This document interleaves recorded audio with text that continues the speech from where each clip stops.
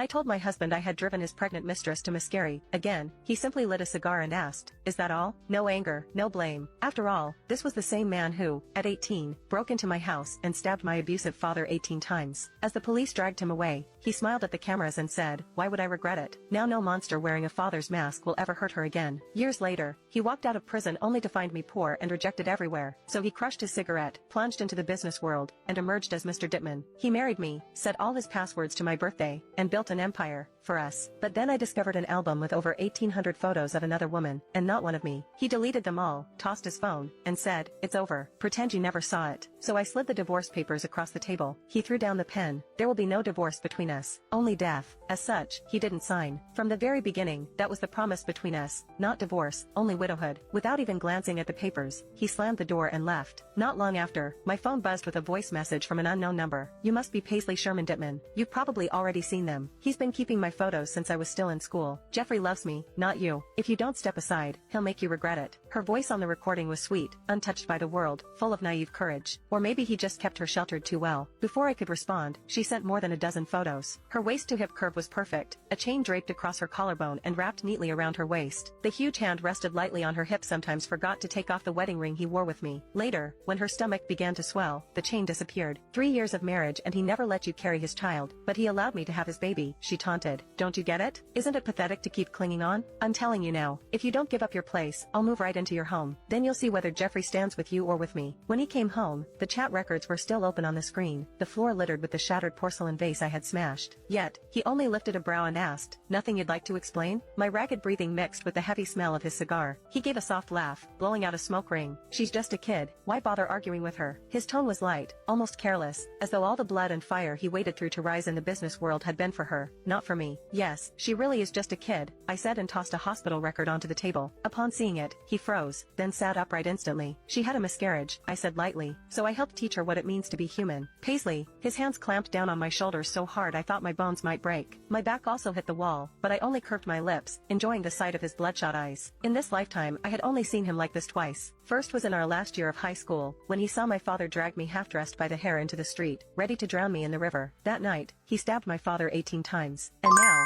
because this girl had lost his child, his grip tightened as he demanded an answer for my cruelty. "How rare," I whispered with a smile, "to finally see Mr. Dittman lose his composure." I laughed without a hint of remorse. "You're a woman yourself. How could you do something like that to her?" He shouted. "You said it yourself. There will be no divorce going on between us, only widowhood." I leaned in close and continued, "So, Mr. Dittman, if you won't kill me, then I'll have to kill the two of you." Just then, blood dripped onto the floor.